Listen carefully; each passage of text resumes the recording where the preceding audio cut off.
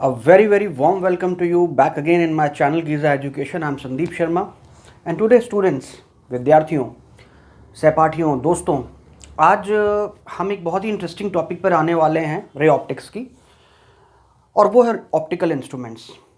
देखिए ज़्यादा बातों को आगे बढ़ाने से पहले I would like to know whether you have subscribe my channel till now और not. If not, it's my humble request to do subscribe and at the same time let other people know who want to really study the things in an easy manner. And because I'm trying to make the videos as much easy as possible from my side, actually I'm not getting so much of the time so that I may have enough of the freedom to really spend a lot of time making.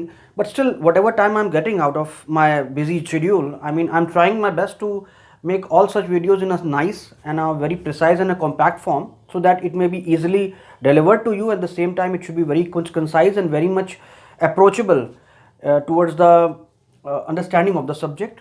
तो मैं कोशिश यही करता हूँ कि मैं अपनी तरफ से अच्छे अच्छा वीडियो आपको बनाऊँ, और बहुत ज़रूरी है कि आप अपने कमेंट्स ज़रूर शेयर कीजिए, क्योंकि इससे मुझे बहुत सा उत्साह मिलेगा. I will be really feeling very enthusiastic in that case, and at the same time it's going to motivate me a lot to make all such good videos for you, to make such all informative videos for you as much as possible. So why not wasting any more time, let's come back to our topic, optical instruments.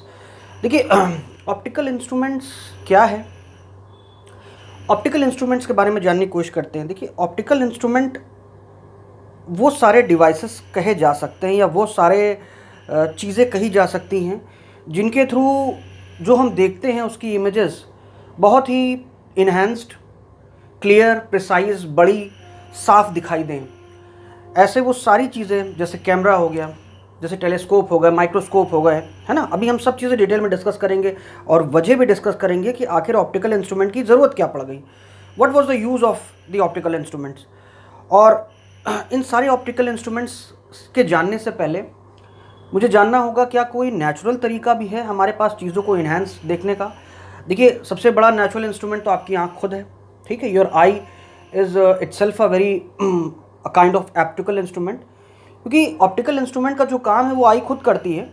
हाँ, एक सीमा तक आई की अपनी limitation है, उसके बाद हम उससे सब चीज़ें नहीं देख सकते. तो हमें ज़रूरत पड़ती है ऐसी चीज़ों की जिन्हें हम ऑप्टिकल इंस्ट्रूमेंट कहते हैं. भले वो हमारे बाइनोकुलर्स हो गए, हमारे टेलीस्कोप्स हो गए, माइक्रोस्कोप्स हो गए, लेंस हो गया, मैग्नीफाइंग ग्लास जिसे हम कहते हैं, ये सब बातें हम लोग डिस्कस करेंगे.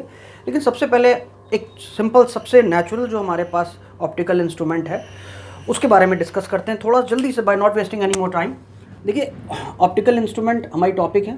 इसके तहत हम लोग कई चीज़ें पढ़ेंगे. इंस्ट्रूमेंट्स, ठीक है. बड़ी दिक्कत है यार, मेरी राइटिंग बहुत अच्छी नहीं बन पाती है. मैंने बहुत कोशिश की लेकिन कोई ख़ास सफलता मिली नहीं मुझे. बट आई होप कि जो मैं कहना चाहता हूँ वो दिल से मेरी बात आप तक पहुँच पाती है. ज़रूर मैं कोशिश करता हूँ ऐसी. देखिए आई की अगर बात करें, जो कि हमारा नेचुरल जो भगवान ने हमको दिया हुआ है चीज़ों को देखने का. देखिए अगर आपको ऐसा लगता है कि आई आपको चीज़ें दिखाती है तो ये आपकी गलतफहमी है, आप इसे दूर कर लें. आई केवल इमेजेस बनाती है आपके रेटिना पर, और दोनों आई को मिला के जो इन्फॉर्मेशन, इलेक्ट्रिकल सिग्नल्स ब्रेन तक पहुंचते हैं उससे 10 से 20 फ्रेम्स पर सेकेंड के रेट से पिक्चर्स कैप्चर होती रहती हैं, जिसको कि ब्रेन एक वीडियो में बदल देता है. ब्रेन का हिस्सा जो ये काम करता है, अगर वो हिस्सा हटा दिया जाए तो भले ही आपकी आंखें ठीक हों, आप कुछ भी नहीं देख पाएंगे. Okay, you would not be able to see anything. अगर देखें तो देखिए आई में होता क्या है. देखिए यार, एक कॉर्निया होता है. हम कोई आई पढ़ने नहीं जा रहे हैं, बस जल्दी से बात करते हैं. आई के अंदर भी एक लेंस होता है, ठीक है. ये लेंस है क्या? एक रिफ्रैक्टिंग लिक्विड है, लिक्विड भरा हुआ है. आखिर लेंस होता क्या है? जरूरी थोड़ी ना कि ग्लास से ही बना हो. वो लिक्विड भी रिफ्रैक्शन का काम करेगी और लेंस की तरह काम करेगी, ठीक है. तो ये इसके ऊपर सिलरी मसल्स ऐसे होती हैं, और ये सिलरी मसल्स का ही काम होता है कि लेंस को ये खींच के पतला और मोटा करती रहती हैं, ताकि अगर लेंस जब चाहे ये थोड़ा सा इसको दबा देंगी तो ये मोटा हो जाएगा लेंस, जब चाहे इसे खींच लेंगी तो ये पतला हो जाएगा. जब ये मोटा हो जाएगा तो पास की चीज़ों को देखने में मदद करेगा, और जब ये पतला हो जाएगा तब ये दूर की चीज़ों को देखने में मदद करेगा. समय के साथ, उम्र बढ़ने के साथ ये सिलरी मसल्स ख़राब हो जाती हैं, और जिसकी वजह से इसकी दूर और पास देखने की क्षमता घट जाती है। आंखें कमज़ोर नहीं होती, आंखें कमज़ोर इसी को कहते हैं कि वो ये बीमारी हो जाती है लोगों को कि उनका लेंस का जो ये फ्लेक्सिबिलिटी है सिलियर मसल्स की वो ख़त्म हो जाती है, जिसकी वजह से मोटा पतला होना बंद हो जाता है। अभी आप जब बहुत अब कम एज के हैं तो आप बहुत पास पास भी चीज़ों को देख सकते हैं, दूर दूर भी देख सकते हैं, पास दूर सब देख पाते हैं यहाँ पे। देखिए आई कैसे काम कर रही है जल्दी से देख लेते हैं। कोई आई नहीं पढ़ रहे हैं हम लोग, खटाक से देख लेते हैं। दूर का ऑब्जेक्ट हो, जैसे इस समय मान लीजिए दूर का ऑब्जेक्ट है तो ये सिलेरी मसल्स थोड़ा सा इसको टाइट कर देंगे, तो इसके साथ ये लगा है ना, इसको खींचोगे तो ये टाइट नहीं हो जाएगा, ये खींचोगे ऐसे करोगे तो मोटा हो जाएगा, खींच लोगे। ये ब्रेन अपने आप ही करता है। जब आप चीज़ों को पास लाते हैं तो उससे दिमाग इंपॉर्टेंट सिग्नल अपने आप जाते हैं कि ये मुझे पास की चीज़ें देखनी है, सिलेरी मसल्स उस हिसाब से फंक्शन करती हैं। ठीक है, मान लें दूर का ऑब्जेक्ट है तो दूर के ऑब्जेक्ट में ये पतला हो गया भाई, मान लेते हैं पतला हो गया। दूर से आने वाली रेज जो इन्फिनिटी से आ रही हैं उनको ये पतला होकर इसका फोकस जो है यहाँ पे ऐसे कर देगा। पहला तो यहीं पे यही लिक्विड से ही थोड़ा सा रिफ्रैक्शन हो जाएगा क्योंकि यहाँ भी लिक्विड भरा हुआ है, और रहा सा काम ये लेंस और फोकस कर देता है। ठीक है, ऑब्जेक्ट मान लेते हैं कि यहाँ नहीं होता, पास में होता, कहीं पे यहाँ पे होता ऑब्जेक्ट। तो अगर यहाँ पे होता ऑब्जेक्ट तो हटा देते हैं इसको, अगर पास में ऑब्जेक्ट होता तब क्या होता भाई, तब ये कुछ होता। अगर ऑब्जेक्ट आपका पास में होता, मान लेते हैं यहाँ पे ऑब्जेक्ट होता, तब ये थोड़ा सा मोटी हो जाती है ना, थोड़ा सा ये मोटी हो जाती। अब मोटी हो जाती तो फोकस भी इसका पास हो जाएगा, क्योंकि अब इसकी कन्वर्जिंग पावर जो है ज़्यादा हो गई है, क्योंकि वहाँ पर हल्का कन्वर्ज करना था, अब यहाँ ज़्यादा क्योंकि रेज यहाँ डाइवर्ज होके जा रही हैं। ये देखो यहाँ से निकल के आ रही हैं, देखो डाइवर्जिंग है ना थोड़ा सा, तो ये ज़्यादा वो सीधी रेस थी तो उनको हल्का कन्वर्ज करना था, अब पावर बढ़ानी पड़ी इसको, तो ये थोड़ा सा मोटा हो गया। तो उस हिसाब से इसने यहाँ कन्वर्ज कर दिया वापस, क्योंकि इमेज वापस आपकी रेटिना पे ही बननी है, इमेज बनने की दूसरी जगह है नहीं है, तो ये मोटा पतला होकर सारा काम करता है। तो आई कहीं ना कहीं एक ऑप्टिकल इंस्ट्रूमेंट की तरह बिहेव कर रही है, आपको चीज़ों को देखने में आसान कर रही है। क्या आपको नहीं लग रहा कि आई ने हेल्प की आपको पास की चीज़ें देखने में और दूर की चीज़ें भी देखने में? मान लेते हैं यहाँ पे हमने कोई ऑब्जेक्ट रखा, ठीक है, एक यहाँ पे ऑब्जेक्ट रखा हमने, ठीक। अब देखो इस ऑब्जेक्ट से होगा क्या, पहली रे तुम भाई पैरेलल फेंक दें तो पैरेलल जो गई थोड़ा सा पहले रिफ्रैक्ट हुई हल्का सा, फिर और रिफ्रैक्ट हुई, अल्टीमेटली इसको फोकस जहाँ करना था इसने फोकस करके उसको वहाँ पे लगा दिया होगा। दूसरी रे भैया आप ऑप्टिक मान लेते हैं वैसे जैसे आप तक बिहेव करते हैं लेंस में, वैसे बिहेव कीजिए, कॉन्वेक्स लेंस ही तो है आई के अंदर, तो सीधी फेंक दीजिए ऐसे करते हुए, ये ऑप्टिकल सेंटर चली गई, इस तरीके से आपकी इमेज बना दी यहाँ पे, ठीक है, ये इमेज बन गई, मान लेते हैं इस तरीके से आपकी इमेज यहाँ पे बन गई, ठीक है। तो ये जो ऑब्जेक्ट है, अब ये ऑब्जेक्ट मान लेते हैं आपका कोई आलू होता, पोटैटो होता मान लेते हैं, तो पोटैटो यहाँ पे इतना बड़ा बन गया आपका, ठीक। इस हेड की बात हो रही है, इसी तरीके से टेल का भी ऐसे ही हिसाब होगा, ठीक है। अब जरा इसको और पास लाओ, जरा देखते हैं और पास लाने पे क्या काम कर रहा है। थोड़ा सा और पास ले आते हैं, यहाँ रख देते हैं आलू, ये उठा के यहाँ रख दी, देखो सीधी वाली रे तो वैसे ही जाएगी और उससे तो कोई फ़र्क नहीं है, वो तो ऐसे जाके ऐसे ही है ना, तो पैरेलल इस रे और इस रे में कोई फ़र्क नहीं है इससे आती हुई। दूसरी वाली को ऑप्टिकल सेंटर से अगर आप भेजते हैं तो ऐसे भेज दीजिए, ऐसे भेज दीजिए, तो आप पाते हैं यहाँ कहीं ये मीट कर रहा है। तो अब की बार जो तुम्हारा आलू बन रहा है वो तो और बड़ा इमेज बन रही है, तो ऑप्टिकल इंस्ट्रूमेंट की तरह बिहेव कर रही है कि नहीं। तुम पास लेके आ रहे हो, बड़ी से बड़ी इमेज तुम्हारी बनाती जा रही है, लेकिन यार इसके पास लाने की एक सीमा है, ऐसा थोड़ी ना है आप बहुत कम एज के हैं तो बहुत पास भी देख लेंगे आप, चलिए, लेकिन एक नॉर्मल इंसान की देखने की एक क्षमता जो होती है वो एक दूरी तक सीमित हो जाती है ना, जिसको डी कहते हैं हम लोग, least distance of distinct vision. ये 25 सेंटीमीटर कहा गया है, ये नियर पॉइंट है जहाँ तक हम साफ इमेज देख सकते हैं। उसके बाद अगर हम इस ऑब्जेक्ट को 25 सेंटीमीटर से पास लाने की कोशिश करते हैं तो हम साफ नहीं देख पाएंगे, वो ब्लर्ड हो जाएगा। आप भी देखिए ना आपकी क्षमता, अच्छा ये क्षमता लोगों में अलग अलग होगी, जो कम एज के होंगे उनकी ये क्षमता और अच्छी होगी, वो और 25 से पास भी देख पा रहे होंगे, हो सकता है 20 पे देख ले रहे हो, 17 पे देख ले रहे हो, और जो थोड़े से ओल्डर एज होंगे वो 25 से। तो एक जनरलाइज करना था, एक स्टैंडर्ड फॉर्म 25 सेंटीमीटर रख दिया कि ऑन एन एवरेज 25 सेंटीमीटर के आसपास आप साफ देख सकते हैं, उससे कम में नहीं देख सकते। तो पास लाने की सीमा निर्धारित हो गई, 25 सेंटीमीटर से ज़्यादा पास तुम नहीं ला सकते यार, उसके बाद अगर लाओगे तो साफ इमेज नहीं दिखाई देगी, ठीक है, उसके बाद वो चीज़ें ब्लर्ड हो जाएंगी। तो हमारी आई की एक लिमिटेशन है कि हम चीज़ों को बड़ा, देखिए बड़ा अगर जब हम करते हैं ना, तो बड़ा करने से खास बात ये होती है कि चीज़ें हमें बहुत साफ ढंग से दिखाई देती हैं। देखिए जितना बड़ा ये होगा, ऑब्वियस सी बात है कि ये जितना बड़ा एंगल बनाता जाए, ये बड़ा होने से फ़ायदा क्या है। अब बड़ा होने का फ़ायदा ज़रा देख लेते हैं। तो ये तो भी अपने समझ लिया ना कि आई के पास लाके हम चीज़ों को बड़ा कर सकते हैं, और साफ देख सकते हैं, लेकिन उसकी भी एक लिमिटेशन है 25 सेंटीमीटर। 25 सेंटीमीटर के ऑन अ जनरल से पास हम साफ नहीं देख पाएंगे। आई की लिमिटेशंस की जैसे ही बात करेंगे हमें अपने ऑप्टिकल इंस्ट्रूमेंट का यूज़ समझ में आने लगेगा। देखिए, आई बहुत छोटी चीज़ों को नहीं देख सकती। जब चीज़ें बहुत छोटी होंगी, चावल का दाना मिलीमीटर्स में जब आ जाता है तो उस पर देखने में हमको दिक्कत होने लगती है। उससे और छोटी चीज़ें होंगी तो हम देख नहीं पाएंगे। इंस्पाइट की वो चीज़ें हैं, लेकिन वो इतनी छोटी हैं कि हम नहीं देख सकते। मान लेते हैं छोटी सी कोई चीज़ है, अब आप यहाँ से देखना चाह रहे हैं उसको, तो आप उसको देख नहीं पा सकते क्योंकि आपकी आइज़ पर वो कोई एंगल सबटेंड ही नहीं कर पा रही। कितनी लाइट आपकी आई पे पड़ रही है वहाँ से आने के बाद, कुछ भी नहीं। तो कैसे आप चीज़ों को देख पाएंगे? आई के अपर्चर पर जितनी ज़्यादा अधिक लाइट पड़ेगी उतनी ज़्यादा साफ देख पाओगे। तो ये बात श्योर है कि छोटी चीज़ों को हम देख नहीं सकते आई से, ठीक है। तो छोटी चीज़ें यार कैसे हो सकती हैं? How can a thing be small? देखिए, या तो चीज़ें वास्तविक रूप में छोटी हैं, छोटी सी इंसेक्ट ले लीजिए, चावल का दाना ले लीजिए, बैक्टीरिया ले लीजिए, ये चीज़ें बहुत छोटी हैं, ये वास्तविक रूप में छोटी हैं। और छोटे होने का तरीका क्या है? और छोटे होने का तरीका है कि चीज़ें जब बहुत दूर होती हैं। अब बड़े होने में जुपिटर का कोई मुकाबला नहीं है, सन का कोई मुकाबला नहीं है। आप देख सकते हैं बड़े बड़े स्टार प्लैनेट्स बहुत बड़े बड़े हैं, लेकिन आप नेकेड आई से उन्हें नहीं दिख सकते। इतना बड़े होने के बावजूद क्यों नहीं? क्योंकि वे फिर इतने दूर हैं कि छोटे हो गए। कोई डिस्टेंट स्टार है, इसको आप देखना चाहते हैं तो डिस्टेंट स्टार को भी, चूँकि है तो वो बहुत बड़ा, लेकिन फिर वो बहुत छोटा दिख रहा है क्योंकि बहुत दूर है। तो दूर होकर चीज़ें बहुत छोटी हो सकती हैं। तो अल्टीमेटली हमारे आई, जो भी हमारी आई है, उस आई पर जो है एंगल जो बन रहा है उस ऑब्जेक्ट से आती हुई रेस का, वो एंगल कितना बड़ा है ये बहुत मैटर करता है देखने के लिए, ठीक है। अगर ये एंगल छोटा है तो आप चीज़ों को नहीं, क्योंकि उससे आने वाली रेज आपकी आइज़ पर ठीक से पड़ेंगी ही नहीं यार। आपके अब आई की कितने रेंज पे पड़ रही है? थोड़े से रेंज पर आपके जो है आई पे ये पड़ रही हैं, तो कहाँ से आप देख पाएंगे इसको? तो ये एंगल बढ़ाने का तरीका ही जो है हमारे ऑप्टिकल इंस्ट्रूमेंट्स करते हैं। देखो, अब चीज़ों को समझने की कोशिश करते हैं। ये ऑब्जेक्ट है, ठीक है। ज़रा देखते हैं सबसे टॉप मोस्ट और बॉटम वाली जो रेज आ रही हैं, सारी रेज आखिर इसी से आनी है ना। तो देख रहे हैं कि मेरे आँख पे वो कितना एंगल सबटेंड कर रही हैं। भाई ये एंगल कोई सबटेंड कर रही हैं आपकी आँख पे, ठीक है। मान लेते हैं इसको अल्फ़ा देख लीजिए आप, ठीक। अब जरा आप गौर कीजिए कि अगर मैं लेंस रख देता तब क्या होता।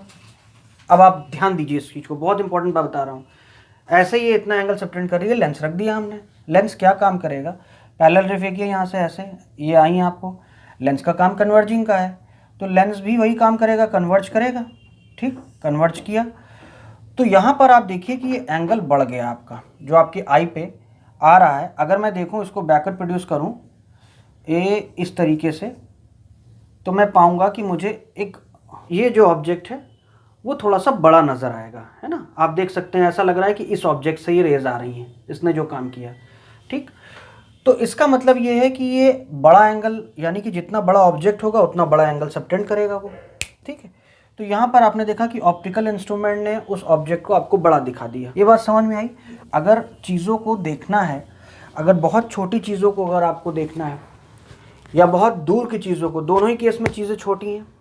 पास में अगर चीज़ें वास्तविक छोटी हैं उनको देखना है तो क्या करें, और अगर वास्तव में दूर की चीज़ों को देखना है जो दूर होने के कारण बहुत छोटी दिख रही हैं, just because they are very far away, they are appearing to be very small, how can we really make some efforts to find those things appear to us? हमारे पास सबसे पहला ऑप्टिकल इंस्ट्रूमेंट आता है सिंपल माइक्रोस्कोप।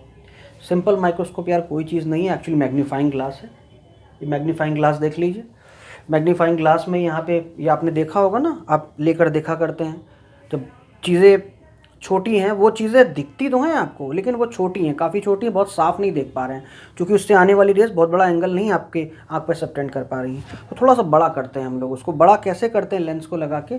तो इसमें lens का वो image formation काम आता है। आपको अगर याद हो, आपके पास कॉन्वेक्स लेंस था तो आपको याद था, मान लेते हैं ये इसका सेंटर ऑफ कर्वेचर, इसके ऐसे करके यहाँ पे फोकस कर लेते हैं। जब कोई ऑब्जेक्ट इसके फोकस के अंदर होता था, याद करिए, तो बीच में से ऐसे बना दीजिए ताकि आप यहाँ से रिफ्रैक्शन कर सकें। तो एक ये फोकस से चली जाएगी, ठीक है, जितना फोकस उतना फोकस उधर करके ये फोकस से चली गई भाई, ठीक है। और एक को ऑप्टिकल सेंटर से अगर आप भेजते थे तो आप देखते थे इनको अगर आप बैकवर्ड प्रोड्यूस करें तो आप पाते थे कि यहाँ इमेज बन रही है, ठीक है, ये आपकी आई है, इसको आप देख रहे हैं। तो आपको यही चीज़ यार यहाँ पे भी होता है, आपको ऑब्जेक्ट बड़ा दिखाई देता है, लेकिन शर्त ये है कि लेंस के फोकस के अंदर वो होना चाहिए। मान लेते हैं इस बुक के अक्षरों को पढ़ना है मुझे, तो मैं जब तक इसको थोड़ा दूर देखूंगा तो ठीक है, लेकिन और दूर करोगे ना तो फोकस के बाहर हो जाएगा यार, फिर उल्टी इमेज दिखाई देने लगेगी। फिर जब आप इधर चले जाएंगे, मतलब इससे दूर हो जाएंगे, तो ये वाला केस तो कॉन्वेक्स में इरेक्ट और मैग्नीफाइड का यही है। इसके बाद जितने भी हैं आप रियल इन्वर्टेड इमेज होती हैं, इसीलिए वो उल्टा दिखाई देने लगेगा। तो आप एक लिमिटेशन, एक लिमिट यानी फोकस के अंदर तक ही उसको आप बड़ा कर सकते हैं। अगर फोकस से दूर ले जाओगे तो बड़ा वो नहीं होगा, फिर वो इमेज की फॉर्मेशन अलग हो जाएगी, ऑब्जेक्ट आपका फोकस से बाहर हो जाएगा, तो अलग प्रकार की इमेज बनाने लगेगा। आगे की बात समझ में आ रही है आपको? आप एक काम कीजिए, ज़रा इस ऑब्जेक्ट को, इस वाले ऑब्जेक्ट को और इधर ले जाइए और इधर लेके जाइए। अगर इस ऑब्जेक्ट को हम और पास फोकस के अंदर, तो मुझे पता है बड़ी इमेज बनती है। अगर मैं यहाँ ले जाऊँ तो देखो, थोड़ा और पास कर लिए लेंस के, अभी फोकस के अंदर है ना, तो इमेज तो वही होगी। पहली रे तो ऐसी गई, ये गई, और दूसरी रे ऑप्टिकल सेंटर से भेजी आपने, ये तो देखो इनको बैकवर्ड प्रोड्यूस किया, तो ये बनी इमेज, छोटी हो गई इमेज, इतनी बड़ी बन रही इतनी छोटी हो गई, और पास ले जाओगे तो और छोटी हो जाएगी।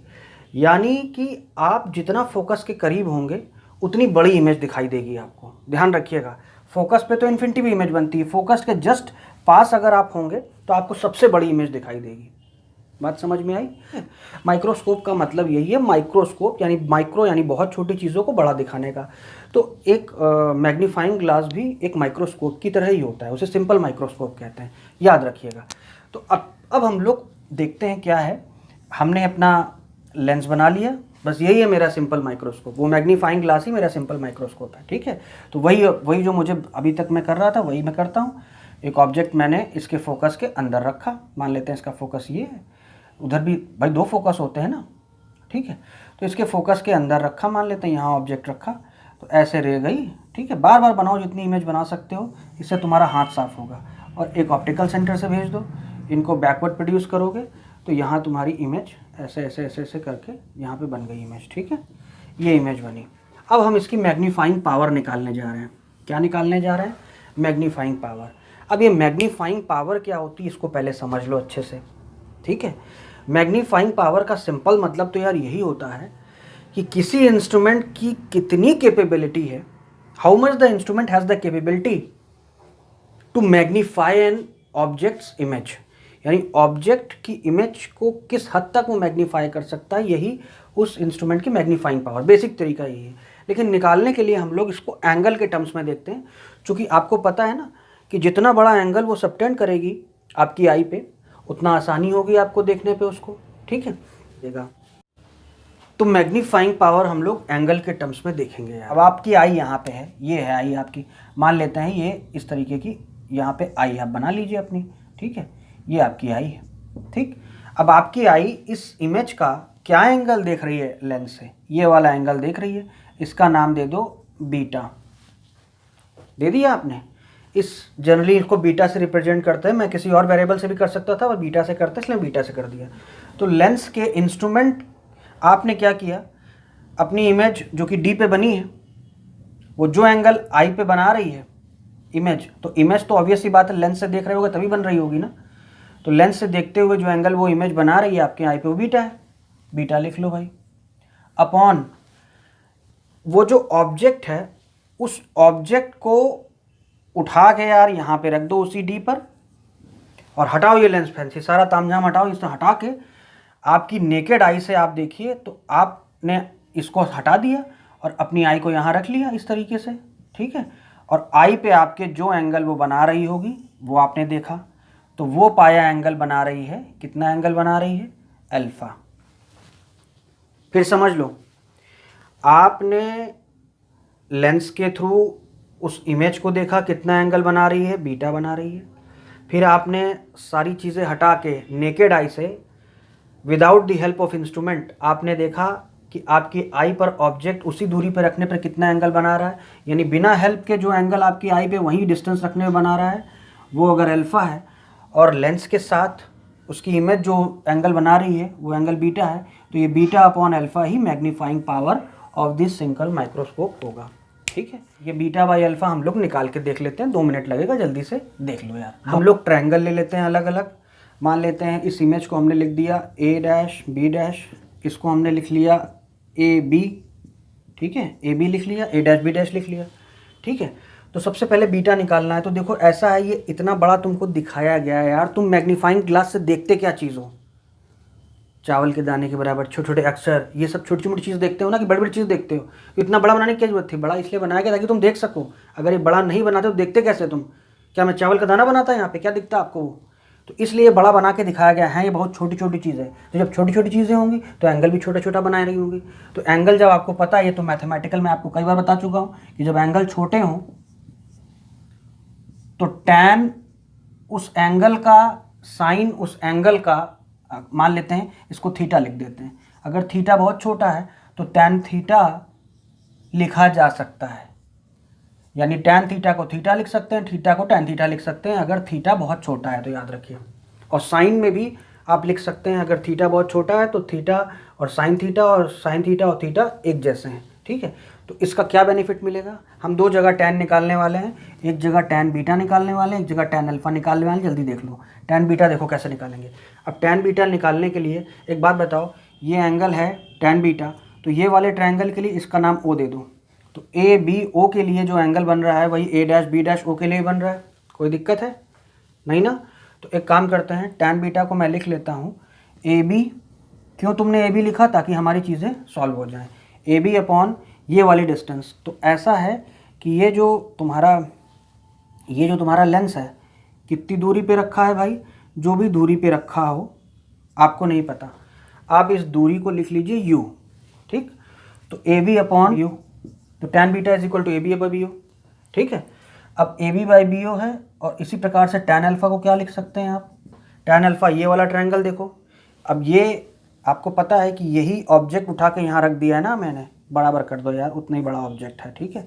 तो ये ऑब्जेक्ट ही उठा के यहाँ कर दिया, तो ए बी तो सेम ही है, तो ये भी ए बी है, ये भी। तो हम अब देख रहे हैं ये वाला ट्रायंगल, तो इस ट्रायंगल में टैन अल्फा की क्या वैल्यू होगी? Perpendicular upon base.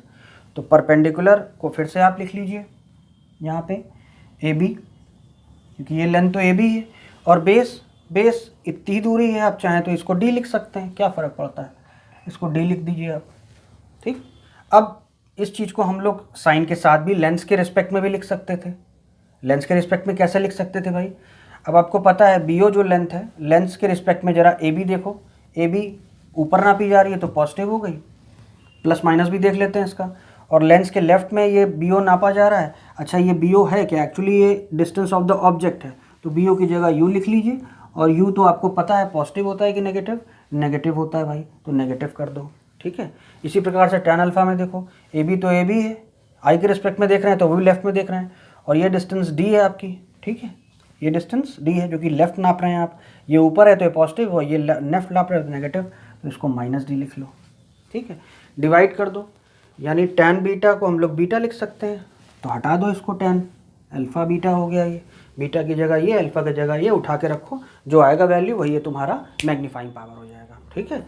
तो बीटा बाई करोगे तो ए बी अपॉन यू, और ये मैं आपकी इसकी जगह ऐसे लिख दे रहा हूँ यहाँ पे, A B over minus U into, जब ये पहले डिवाइड कर लो, अच्छा कन्फ्यूजन नहीं होना चाहिए, A B over minus D, ठीक है। माइनस माइनस कट जाएगा, हटा लो यहाँ से। डिवाइड करोगे जो मल्टीप्लाई होगा तो ये हो जाएगा A B by U into D by A B,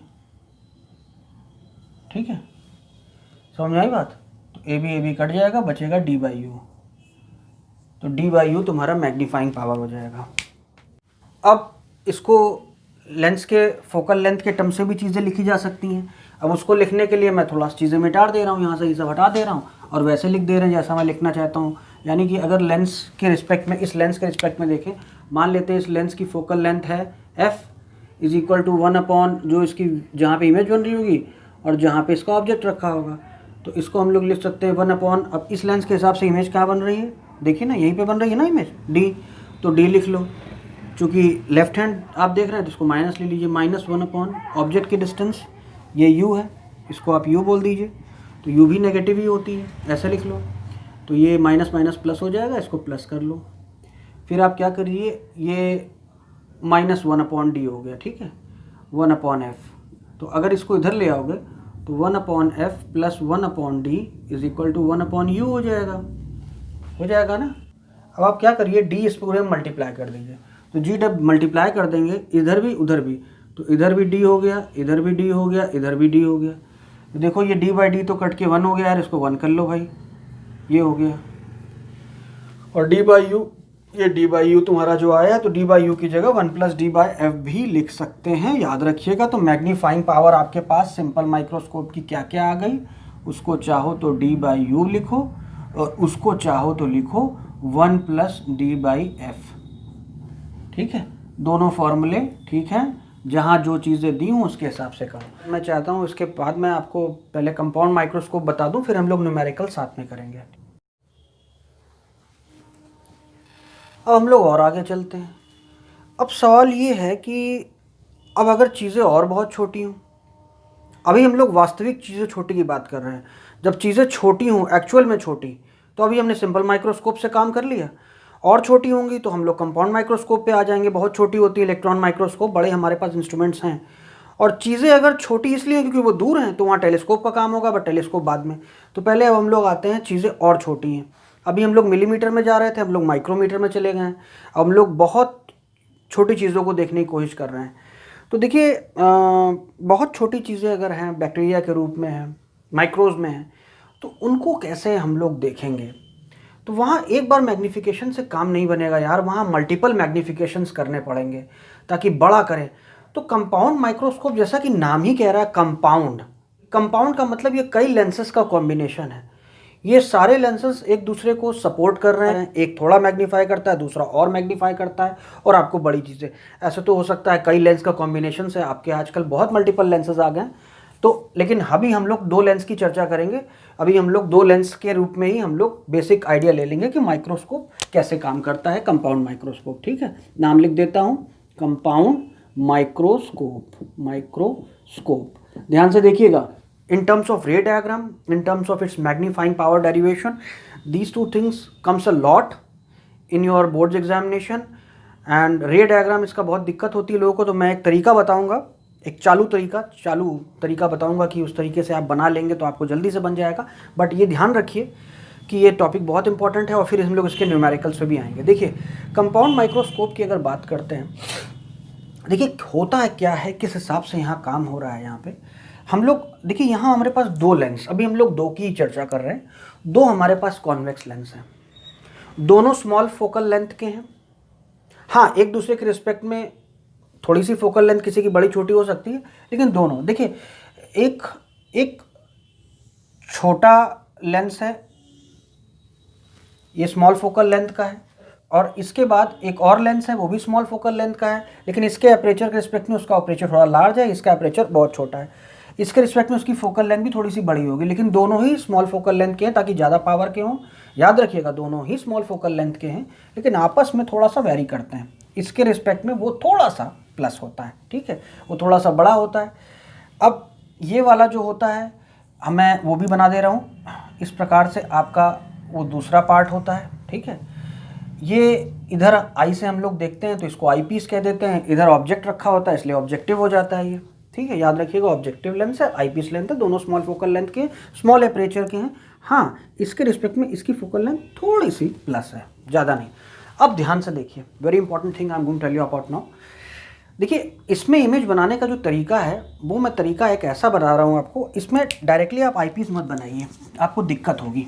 मैं बता रहा हूँ, समझा रहा हूँ, जैसे उसको देखो। पहले अपनी प्रिंसिपल एक्सेस खींच लेते हैं भाई, खींच लिए अपने। अब सबसे पहला काम यार ये करो कि यहाँ पर मान लेते हैं इस तरीके से हमने एक सेंटर लाइन बना दी। वो बनाते हैं इसलिए ताकि हम अपना रिफ्रैक्शन यहाँ से कर सकें। इमेजिन कर सकते हैं कि इसका फोकस कहीं पे भी होगा, मान लेते हैं यहाँ पे इसका फोकस है, इस जगह फोकस रख देते हैं। इसी प्रकार से यहाँ फोकस ले लेते हैं, ठीक है। तो यहाँ पे 2F मान लेते हैं, ये हो जाता है, यहाँ भी 2F हो जाता होगा। बहरहाल 2F और F के बीच में हम अपना ऑब्जेक्ट रखते हैं। ये हमारा ऑब्जेक्ट है AB। याद करिए इमेज फॉर्मेशन, लेंस में जब F और 2F के बीच में ऑब्जेक्ट रखा होता था तो उसकी 2F के बाहर रियल और मैग्नीफाइड इमेज नीचे की ओर बनती थी ना, वही काम होगा। तो पहला लेंस यही काम कर रहा है। सबसे पहली लेंस तो हम लोग यहाँ से फोकस से भेजते हैं, सीधी पेजी पैरेलल यहाँ पे, और फिर फोकस से चली गई इस तरीके से। आप वैसे तरीका यही है कि आप जो है ये सब आप स्केल से बनाइएगा, आपको ज़्यादा आसानी होगी। ठीक है, इस प्रकार से मैंने कर दिया। ठीक, और दूसरी इमेज भाई ऑप्टिकल सेंटर से भेज दो। ठीक है, मैं एक स्केल का इस्तेमाल कर देता हूँ, मेरे पास एक लकड़ी की स्टिक है, उससे काम हो जाएगा। तो इस प्रकार से अगर मैं इसको जोड़ते हुए मैं एक लाइन खींच देता हूँ ऐसे, ऐसे। ठीक है, तो इस प्रकार से यहाँ पे आपकी इमेज बन गई। ठीक है, देखिए रियल इमेज बन रही है, क्योंकि एक्चुअल इंटरसेक्शन से बन रही है, इसे रियल हो गई। एक्चुअल इंटरसेक्शन से बन रही है ना, इसलिए रियल हो गई। और इसके हिसाब से बड़ी भी है, इन्वर्टेड भी है, ये सारी बात तो सही है। अपना आईपीस बनाओ यहाँ पे, अब इसके हिसाब से बहुत अच्छा रहेगा।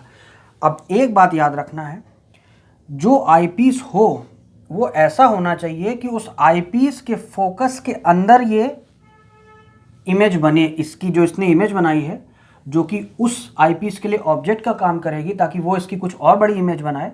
तो ये ध्यान रखना है कि आईपीस के फोकस के अंदर ये ऑब्जेक्ट होना चाहिए। अब मैं आईपीस अपना बना देता हूँ यहाँ पे, ऐसे बन गया भाई आईपीस। ठीक, फिर से बीच में लाइन खींच देते हैं, ऐसे ऐसे ऐसे करके ऐसे कर देते हैं। ठीक है, अब फिर से वही काम करो यार।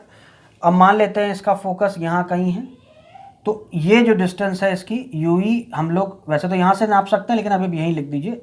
यूई का मतलब हो गया आईपीस की ऑब्जेक्ट डिस्टेंस। आईपीस के लिए इसने जो इमेज बनाई वो आईपीस के लिए, इस वाले लेंस के लिए ऑब्जेक्ट का काम करेगी। अब ये देखते हैं कि इस इमेज का ये लेंस कहाँ, इस इमेज की ये लेंस जो कि इसके ऑब्जेक्ट काम करी, कहाँ इमेज बना रहा है। तो पहली फिर वही बात है कि इसका फोकस अगर इधर है तो इधर फोकस होगा। तो हम एक ऐसी पैरेलल रे फेंक देते हैं।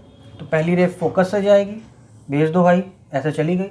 और दूसरी रे ऑप्टिकल सेंटर से भेज दो, तो ऑप्टिकल सेंटर से चली गई। ठीक, अब आप क्या करिए, दोनों को प्रोड्यूस कर दीजिए बैकवर्ड। अगर आप बैकवर्ड प्रोड्यूस करेंगे दोनों को, ठीक है, आपको वैसे ये सब काम स्केल से करना है, ताकि आप अच्छे तरीके से इसको कर सकें। ठीक, तो देखो ये बन गई इसकी इमेज। ठीक, ये बनी इसकी इमेज, मान लेते हैं यहाँ पे आके इन लोग इंटरसेक्ट कर गई। तो यहाँ पर मैं ऐसे ही बना दे रहा हूँ अभी, ये बन गई आपकी इमेज। ठीक है, देखिए बहुत प्रैक्टिस से आता है, एक बार में ये आएगा नहीं, इसको कई बार आप प्रैक्टिस करेंगे तब आपको समझ में आएगा। ठीक, यहाँ मान लेते हैं तुम्हारी आई है, ऐसे आई बना देते हैं, यहाँ पे ऐसे आई बना दीजिए अपनी। ठीक है, ये आई बना दीजिए अपनी, आपकी आई ये देख रही होगी।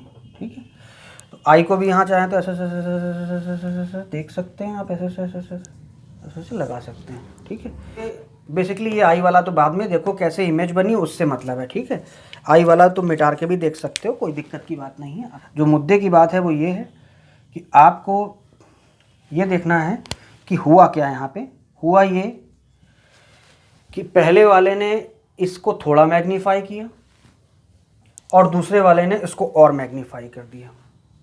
ठीक है, यहाँ पर जो है इमेज जो है आपको उल्टी दिखाई दे रही है।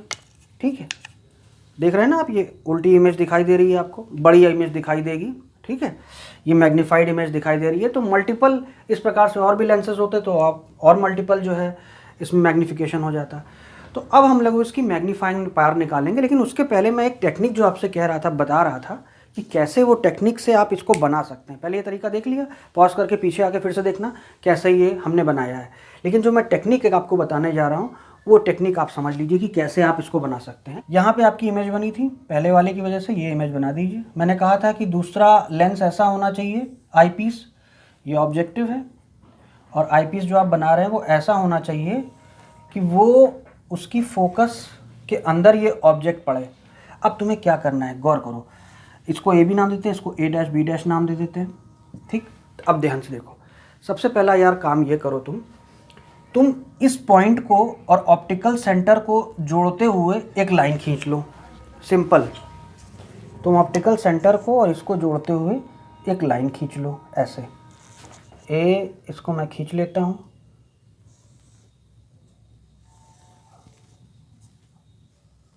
ठीक है, ऐसे ही मैं उधर भी खींच लेता हूँ उसको। ठीक, इसको ऐसे आप लाइन खींच लीजिए।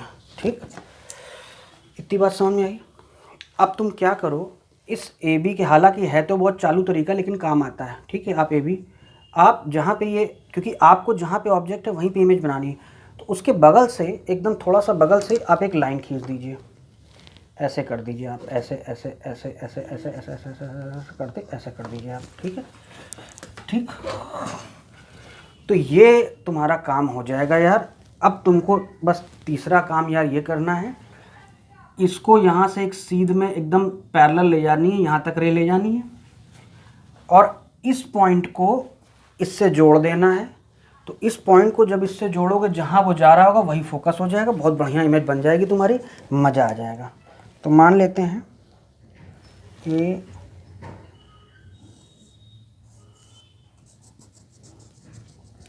इसको डॉटेड से ही बनाना। डॉटेड से इसलिए कह रहा हूँ क्योंकि ये बैकवर्ड प्रोडक्शन से बन रही हैं। ठीक है, ये ध्यान रखो। तो ऐसे करते हुए तुम, ये जहाँ से जाएगी यही सीधी, ये फोकस हो जाएगा इसका, एक ये होगा, एक ये होगा। ठीक है, इनको बैकवर्ड प्रोड्यूस कर दिया यहाँ पे। तो इस तरीके से आप बना सकते हैं, ये बड़ा काम का आपका हो जाएगा। बाकी आप चाहें तो यहाँ पे ये जो रे आ रही हैं आगे, इनको आगे प्रोड्यूस करके ऐसे ऐसे यहाँ पे आप आई बना सकते हैं। ऐसी बनाइए आई, यहाँ पे आई ऐसे बनाइए आप, ऐसे यहाँ पे आई बनाइए, यहाँ पे दो रे आप ऐसे बनाइए इस तरीके से, ऐसे उनको भी ऐसे ही स्केल से लाके यहाँ से जोड़ दीजिए आप, बस कहानी ख़त्म। ठीक है, अब देखो मैं जो बताने जा रहा हूँ जल्दी इसका मैग्नीफाइंग पावर देखो यार। ऑब्जेक्ट से दूरी जो है ये वाली, ऑब्जेक्ट से दूरी है, इसलिए लिख लेते हैं u ऑब्जेक्टिव। अब पहली वाले ने इमेज यहाँ बनाई है, तो पहले वाले ने बनाई है ऑब्जेक्टिव ने, तो vo लिख लिया हमने। ठीक, इसी प्रकार से आई पीस के लिए ये दूरी आप नाप लीजिए, वैसे तो सेंटर से नापना चाहिए लेकिन हम ऐसे ही नाप दे रहे हैं। चलो अच्छा, इसको आप लिख लीजिए ue। ठीक, ये जो डिस्टेंस है ये पूरी, ये क्या है, ये आपकी d है, ऐसे आप ऐसे दिखा दीजिए, ये पूरी d है। d पे ही तो बन रही है ना, इमेज d पे ही बनेगी। देखिए d पे जब कोई चीज़ बनती है तो आंखों पे काफ़ी ज़ोर पड़ता है। d पे हम लोग जो इमेज बनाते हैं, क्योंकि उसके पास हम यानी अपनी आई की अपनी अधिकतम सीमा तक ले आए हैं हम लोग, उसके पास हम देखने में दिक्कत होगी, तो आई पे थोड़ा स्ट्रेन पड़ता है। इसलिए अगर फाइनल इमेज देखो, आपकी आई पे स्ट्रेन कब कम पड़ता है, जब आप दूर की चीज़ें देखें तो आप एकदम आसानी से देखेंगे, आई पे स्ट्रेन बहुत, यानी इन्फिनिटी की चीज़ें हम आसानी से, तो इमेज अगर हमारी इन्फिनिटी बनती है तो हमारी आंखों पे स्ट्रेन कम पड़ता है। तो हर केस में इन्फिनिटी पे भी एक केस दिखाया जाता है, उसमें कुछ नहीं करना, बहुत ईजी है। ये इसका मैग्नीफाइंग पावर मैं निकाल देता हूँ, 2 मिनट बता दूंगा, कुछ है नहीं। इसने जो ऑब्जेक्ट बनाया उसके लिए इसने मैग्नीफाइंग ग्लास का काम किया, उसको मैग्नीफाई कर दिया, सिंपल चीज़ है। अब देखिए, तो ये आई पीस के लिए ऑब्जेक्ट की डिस्टेंस है। ठीक, अब आई पीस के लिए ऑब्जेक्ट की डिस्टेंस ये है, इसके फोकस के अंदर बन रहा है, इसके फोकस के अंदर बन रहा है, ये इसका फोकस है आई पीस के लिए। बाकी डी पे बन रहा है, आपको पता है। तो इन्फिनिटी पे जब इमेज बनेगी तो वो कैसे बनेगी, अगर ये ऑब्जेक्टिव जहाँ पे इमेज बनाए वहाँ पे इसका फोकस हो तो फाइनल इमेज इन्फिनिटी पे हो जाएगी। ठीक है, 2 मिनट लगेगा दिखाने में मुझे, पहले मैं इसकी मैग्नीफाइंग पावर निकाल देता हूँ, फिर आपको उसको भी दिखा देता हूँ, 2 मिनट लगेगा। ठीक है, मैग्नीफाइंग पावर कैसे दिखाएंगे हम लोग, हमने कहा ना कि आपकी आई जो देख रही हैं, तो ऐसा है, लेंस के थ्रू जो इमेज एंगल बना रही है वो ये एंगल है। अब दूसरा चीज़, फिर से वही काम करो यार, ये सब तामझाम, ये पूरा सिस्टम हटाओ यहाँ से, और ऑब्जेक्ट यहाँ पे रखा ही हुआ है डी। अब मान लेते हैं कि ऑब्जेक्ट को उठा के एग्जैक्टली ये पोजीशन को एग्जैक्टली हम डी मान लेते हैं। ठीक है, तो अगर ये ऑब्जेक्ट डी पे रखा हुआ है तो ऑब्जेक्ट के डी पे रखे होने पर जो आई पर वो एंगल बनाएगा, मान लेते हैं यहाँ आई ले आओ भाई अपनी, ये आई ले आओ अपनी, तो यहाँ पर जो आई पर आपका एंगल बनाएगा, मान लेते हैं वो एंगल अल्फा है।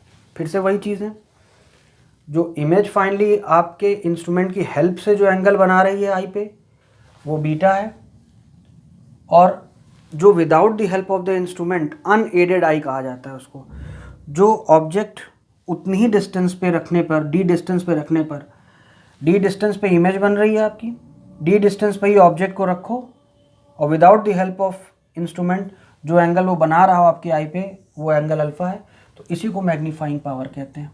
ठीक है, अब देखो ऐसा है यार, ये वाला एंगल ये ट्रायंगल के लिए भी वैलिड है और ये बड़े ट्रायंगल के लिए भी, तो हम छोटा वाला ट्रायंगल लेंगे। तो tan बीटा को हम लोग लिख सकते हैं कितना, tan बीटा देखो तो परपेंडिकुलर अपॉन, इसका नाम आप दे दीजिए A double dash B double dash, जो फाइनल इमेज बन रही है, ठीक है। tan बीटा को आप लिख सकते हैं परपेंडिकुलर अपॉन बेस, ये देखो ना बैंक, तो ये परपेंडिकुलर होगा, ये बेस हो गई, ये पूरे एंगल के लिए। तो आप लिखेंगे A dash B dash upon base क्या है, बेस को आप लिख लीजिए यूई, ये डिस्टेंस यूई है, ठीक है। अभी हम विथ साइन भी इसको लिख देंगे, परेशान होने की ज़रूरत नहीं है, ठीक है। पहले आप देखते जाइए, A dash B dash upon U E देखा आपने, ठीक। अब आप अल्फ़ा देखिए कितना है, अल्फ़ा हम लोग देखें यानी tan अल्फ़ा देखें, तो tan अल्फ़ा की वैल्यू हो जाएगी, वो होगी A B over D distance, तो A B over D distance लिख लीजिए आप, ठीक है, ए बी ओवर बेस। अब हम लोग tan बीटा को बीटा लिख सकते हैं और tan अल्फ़ा को अल्फ़ा लिख सकते हैं, ठीक। ज़रा आप डिवाइड कर दीजिए उधर, तो अगर आप डिवाइड कर देते हैं, क्योंकि आपको बीटा बाय अल्फ़ा चाहिए ना, तो डिवाइड कर देते हैं हम लोग। अब मेरे पास जगह की कमी है तो मैं यहीं पे लिख दे रहा हूँ, बीटा बाय अल्फ़ा कर दे रहा हूँ। बीटा इतना है, अल्फ़ा आपका इतना है, तो बीटा बाय अल्फ़ा करते हैं अगर, तो बीटा बाय अल्फ़ा करोगे तो अल्फ़ा की value A B by D है, तो ए बी बाई डी लिख लो, ठीक है। अब मैं सब कुछ बार बार मिटा के ही करूँगा क्योंकि मेरे पास जगह नहीं है यहाँ पे, ठीक है। तो अब डिवाइड करोगे तो जब ऊपर जाएगा ये मल्टीप्लाई होगा, तो A B by U E into D by A B हो जाएगा, तो ऐसे लिख लो भाई, into D by A B.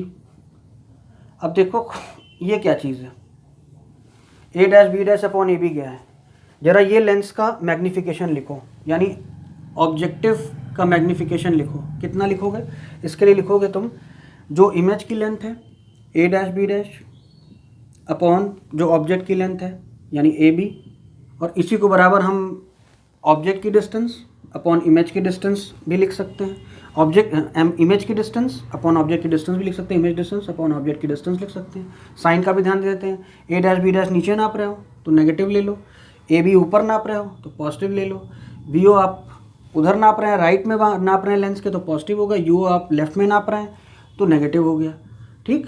तो गौर करने वाली बात है, ये नेगेटिव हो ये नेगेटिव तो पॉजिटिव हो गया कि नहीं हो गया।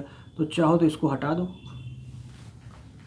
इसको हटा दो और A dash B dash upon A B की जगह V O by U O लिख सकते हो। तो हम लोग लिख लेते हैं इसको भाई वी ओ बाई यू ओ, ठीक। अब डी बाई यू ई भी ले लेते हैं हम लोग। अब डी बाई यू ई क्या है, गौर करने वाली बात है, इस आई पीस के रिस्पेक्ट में अगर आई पीस का मैग्नीफिकेशन हम लोग देखें तो ये क्या था, मैग्नीफिकेशन ऑफ ऑब्जेक्टिव था, तो वी ओ बाई यू हमने लिख लिया उसको। और डी बाई यू ई क्या चीज़ है, जो बचा A dash B dash by P V O by U ले, डी अपॉन यू ई क्या है, अगर आप गौर करें तो आप पाएंगे कि आई पीस का मैग्नीफिकेशन है ये।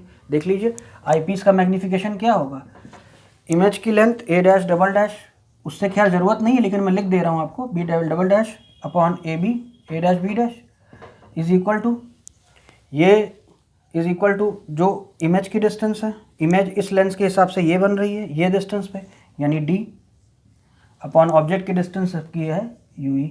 अब गौर करने वाली बात है, ये देखो डी की, अब डी और यू ई के टर्म्स में रखना है तो आप ये देखिए डी क्या है आपका, डी भी लेफ्ट में नाप रहे हो तो नेगेटिव, आई पीस के हिसाब से देखो डी लेफ्ट में नाप रहे हैं, इसके हिसाब से इमेज ये है, इसकी इमेज लेफ्ट में बन रही है और इसकी, भाई जो लेंस है उसके हिसाब से लेफ्ट राइट देखते हैं हम लोग।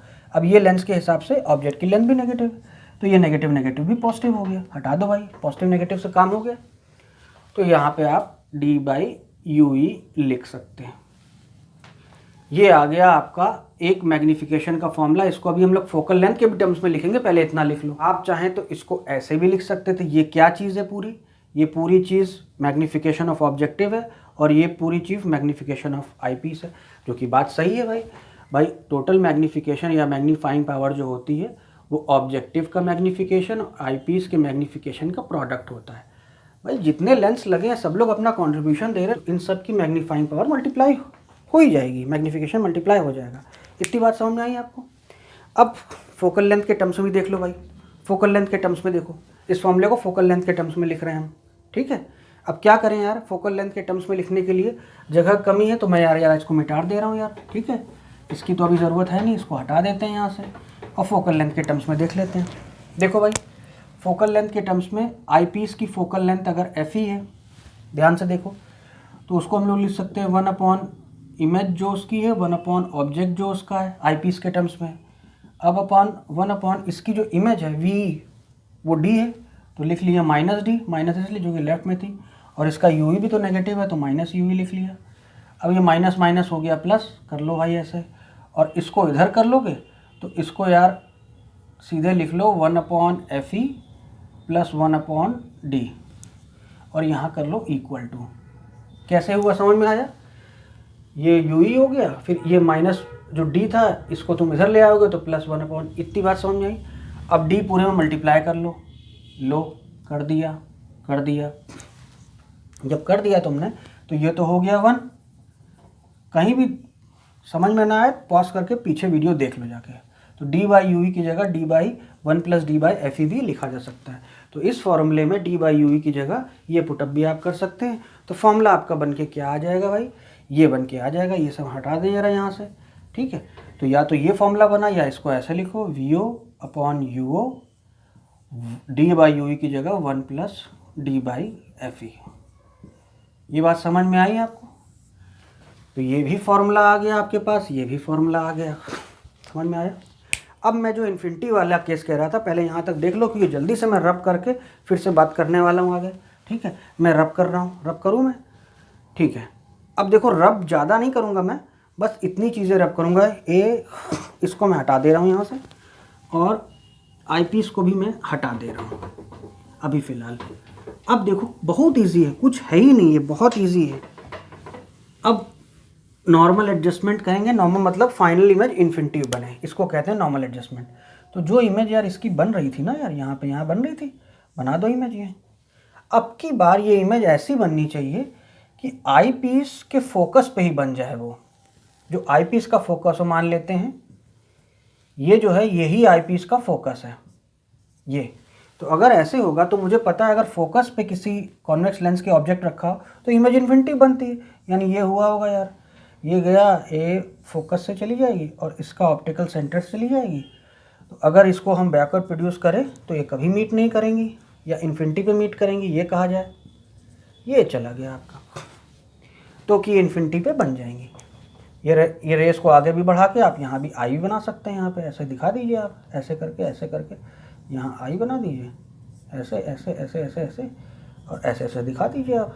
क्या फ़र्क पड़ता है, ऐसे ऐसे ऐसे ऐसे इन्फिनिटी पे जा रहा है। ये final image formed at infinity है। इसी को नॉर्मल एडजस्टमेंट भी कहते हैं। हालांकि नॉर्मल एडजस्टमेंट जल्दी टेलीस्कोप में कहते हैं, फिर भी आप लिख लीजिए नॉर्मल एडजस्टमेंट। फॉर्मूले में क्या फ़र्क आएगा? बहुत सिंपल सी बात है, कोई फ़र्क नहीं। इसी फॉर्मूले में आओ, अब इसके चक्कर मत पड़ो। यही इसमें भी कर सकते हो, यहाँ भी काम हो जाएगा, क्योंकि फाइनल इमेज आपकी कहाँ बन रही है भाई? इन्फिनिटी बन रही है। तो ये इन्फिनिटी हो गया, ये तो 1/F is equal to 1/UE हो जाएगा। यानी कि 1/UE की जगह इस फॉर्मूले में 1/UE की जगह 1/FE लिख दीजिए। मतलब फॉर्मूले में केवल इतना आ जाएगा, VO/U इंटू D/FE। ये फॉर्मूला आ जाएगा एट इन्फिनिटी पे। तो फाइनल इमेज अगर इन्फिनिटी बनती है तो ये फॉर्मूला, फाइनल इमेज अगर लीस्ट डिस्टेंस ऑफ डिस्टिंक्विजन बनती है तो ये फॉर्मूला या ये फॉर्मूला। ये दोनों लीस्ट डिस्टेंस ऑफ डिस्टिंक्विजन पे फॉर्मूले हैं, या ये भी वही फॉर्मूला है। और इतनी बात समझ में आई। अब ऐसा है कि बहुत के केस में formula length of the tube के टर्म्स में दिया होता है। ट्यूब की लेंथ बड़ा मैटर करती है। अब ये ट्यूब की लेंथ क्या है, तो आपको अपना पुराना फिगर देखना पड़ेगा। याद करिए अपने पुराने फिगर में, दोबारा नहीं बनाने वाला हूँ उसको। पुराना फिगर में देखिए, तो ऐसा ये है ट्यूब की लेंथ। अब ये ट्यूब की लेंथ थी क्या? अभी तो ये फोकस पे बना दिया इसके, पहले इतनी डिस्टेंस को हम लोगों ने यू ही कहा था। तो लेंथ ऑफ द ट्यूब जो है वो है ये डिस्टेंस प्लस ये डिस्टेंस, ये पूरी डिस्टेंस। इस केस में तुमको ये भले ही VO/FE दिखाई दे रहा हो, लेकिन वो नॉर्मली केस में डी पे कितना था? VO/UE लिख देते हैं। आप मैग्नीट्यूड में लिख दीजिए, क्योंकि मैग्नीट्यूड देख लीजिए, मैग्नीट्यूड के टर्म्स में लिख दिया मैंने, VO का मैग्नीट्यूड प्लस UE का मैग्नीट्यूड, यानी ये पूरी लेंथ। ठीक है, हमें केवल अमाउंट देखनी है, अमाउंट लेनी है, कितना कितना है टोटल। प्लस माइनस चक्कर में थोड़ा खराब हो जाएगा फॉर्मूला। ठीक है, तो ये लेंथ ऑफ द ट्यूब है। इस फॉर्मूले को लेंथ ऑफ द ट्यूब के टर्म्स में भी लिखा जाता है, वो देख लो कैसा है। बहुत ईजी है, 2 मिनट में समझ में आ जाएगा। Very easy it is. देखिए जनरली ये जो ये जो लेंथ होती है, ये जो वीओ की लेंथ होती है, वीओ वो फोकस, ये पूरी लेंथ ऑफ द ट्यूब के लगभग लगभग बराबर ही होती है, क्योंकि ये जो ऑब्जेक्ट की डिस्टेंस होती है ना, वो इसके फोकस के अंदर होती है, बहुत छोटी डिस्टेंस होती है ये। तो कभी कभी हम लोग लेंथ ऑफ द ट्यूब को हम लोग वीओ भी लिख सकते हैं, इस वीओ को ही आप लेंथ ऑफ द ट्यूब भी लिख सकते हैं। तो इस फॉर्मूले में आप ध्यान दीजिएगा, इस फॉर्मूले में इसको हम लोग लेंथ लिख देते हैं ऐसे, एल। ठीक, इतनी बात समझ में आई आपको? अब ये लेंथ इसके टर्म्स में नाप रहे ना, तो ये पॉजिटिव हो गई, इसलिए हमने इसको पॉजिटिव रख लिया। आगे देखो, अब जो ऑब्जेक्ट की डिस्टेंस है, ये जो डिस्टेंस है, इस केस में जनरली ये ऑब्जेक्ट की जो डिस्टेंस होती है वो जनरली इसके ऑब्जेक्टिव के फोकस के करीब होती है, इसका फोकस के पास में ही होती है। अगर इसका फोकस है इतना, तो ये इतना फोकस है, तो पता चला कि इतनी डिस्टेंस कोई मैटर नहीं करेगी, यानी इस डिस्टेंस को आप यूओ को वो लिख देते हैं हम लोग ऑब्जेक्टिव के लिए। ठीक है, अब चूंकि लेंस के लेफ्ट में मेजर कर रहे हो इसको, तो इसके लिए हम लोग इस पर थोड़ा सा एक नेगेटिव साइन लगा देंगे, ये है ना। तो -L/FO 1 + D/FE एक लेंथ ऑफ द ट्यूब के टर्म्स में ही फॉर्मूला आ गया। चाहे तो फॉर्मूला रखें, या जो पुराना फॉर्मूला था वही रखें, लेंथ ऑफ द ट्यूब को आप यहाँ से कैलकुलेट कर लिया करिए। ठीक है, ये बात समझ आई। अब न्यूमेरिकल्स हम लोग करेंगे तो उससे हम लोग की बातें और क्लियर होंगी। न्यूमेरिकल्स मैं कोशिश करूँगा कि अगले वीडियो में, इसमें काफ़ी लंबा हो रहा है वीडियो, तो मैं न्यूमेरिकल्स अलग से एक वीडियो डिस्कस करता हूँ इस बारे में।